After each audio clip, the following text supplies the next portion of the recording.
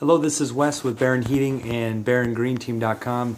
Just coming at you with a 12,000 BTU 1-ton 19 series Daikin.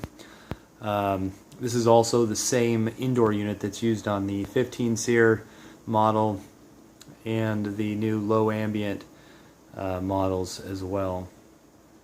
So just taking a look at the head. It's I think this is my first video with this head, so I've been dormant for a while. It's been very busy, but pretty exciting to show this to you because it does bring in a slicker look. There are some things about it that you definitely want to know.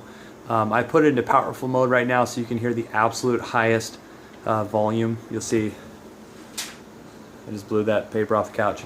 So I'm going to show you some details about the 19, 15 and low ambient head here that you need to know about design if you're considering this unit. So first thing about it was the slicker look. Everyone loves just a little sleeker look to it. You don't get any change really in depth, but we got a nice front slicker panel face to it. I'm gonna put this in autofocus here. Hopefully that'll work. So things are a lot slicker as far as the panel is concerned. You don't have any aesthetic lines. But something to notice here is that you only have one louver. This one louver is not going to grab the airflow as much when you're trying to go more horizontally, I guess you would say. So using it in displacement for a large space, you got to be careful about where you're putting the unit and how far you're going to be throwing and what's right below it and all that kind of stuff. If you notice, like on a Fujitsu large unit, if you go back, there's this giant fatty louver right here, and then there's another louver up here. It still does a great job. Like, I don't have a lot of bypass down here because that air stream is pulling in, but there's always going to be just a little bit. So just something to think about. And then let's see if I can do this through the camera. I'm going to call these vertical, horizontal, whatever you want to call them. The back and forth ones are manually adjusted. But that can be nice when you have a space, like if we were looking out into this space from the head and you had something over here and you had something over here and you didn't necessarily want the unit doing this, you just want it to do that. So that can actually be really useful. In here it didn't matter, so we didn't care. But that's a unit on high speed. I'm going to first I'm going to show you outside what that sounds like, and then I'll bring you back in and put it on low speed. So I'm going to stop, get a feel for the Pacific Northwest, how gorgeous it is out here. Don't move here. Okay, ready?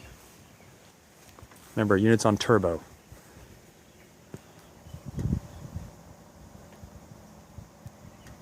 That's crazy, right? So anytime I tell someone to go on YouTube and watch a video, everyone says, well, I can turn up the volume as much or as little as I want to, but I'm talking as quietly as I possibly can. That's how loud it is for a 1-ton on high speed. Just to prove it to you. Get some airflow noise maybe there. Trying to find it. Yeah, so pretty awesome. Speedy channel line set cover goes up to the head. All good. We did have a pellet stove, came out, but we're not real worried about that in that configuration. Okay, super quiet. If I put this thing on low, you'd have to go up. You can hear it just a little bit right now. You'd have to touch it to know it was running or see the fan moving. So let's take you inside and I'll show you what low speed sounds like. So a lot of the questions that come up on site are how loud they are, especially with the 1-ton and smaller, 9K, 7K, etc. You're going to be putting that in a bedroom maybe. This is just a tiny little apartment. So let's put that. Oh, focus, come on.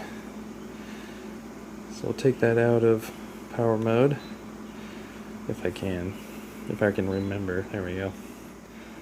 And we'll put the fan in night mode.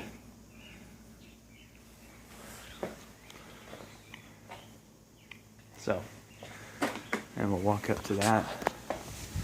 And I don't know if you can hear the airflow. There's still air coming out of it, nice hot air. But that now, I mean, the fridge is 4 times louder than the unit. But let me take you to medium so you can hear that.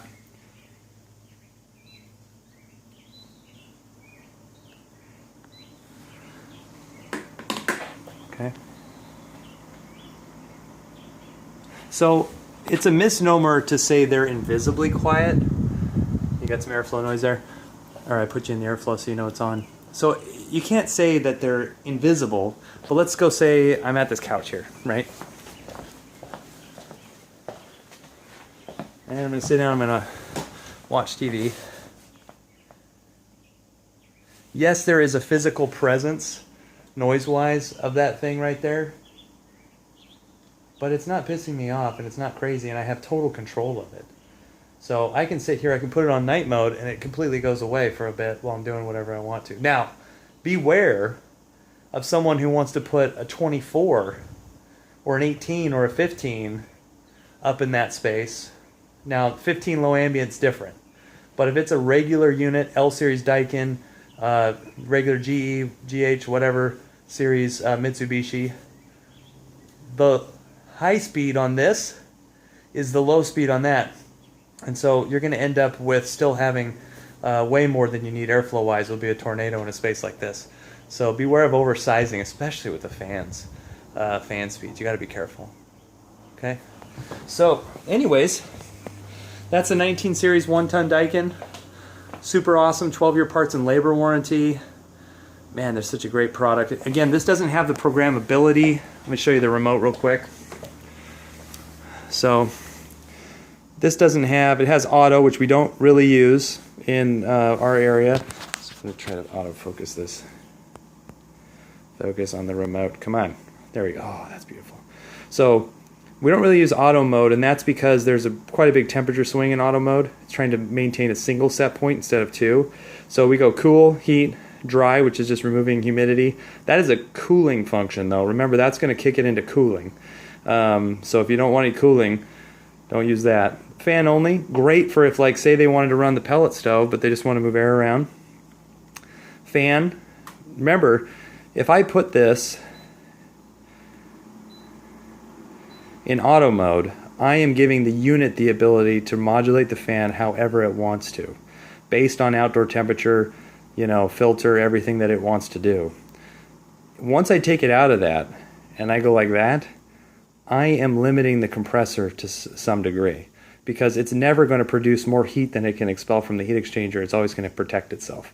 So if I put it now into high mode, then I'm allowing the compressor to do whatever it wants, but I might as well put it in auto because it'll just modulate the fan to what's needed for the space or what it believes. Economy, again, is limiting the compressor. This would be something like you got 1 million of these in series on an apartment building, and they all have to be in economy mode so that they're not pulling power at startup all at the same time. Comfort button, that's going to always put the louvers down in heating and up in cooling. Powerful mode, maximum for 15-20 minutes. Can't remember which it is. I always get mixed up there. And then swing, this is just adjusting whether or not you want the louver to go up or down or be fixed at a certain position.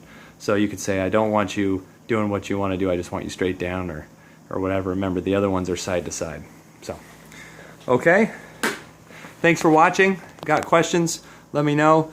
I also do consulting, so if you have a project you're working on, you want my advice, I do bill by the minute or by the hour.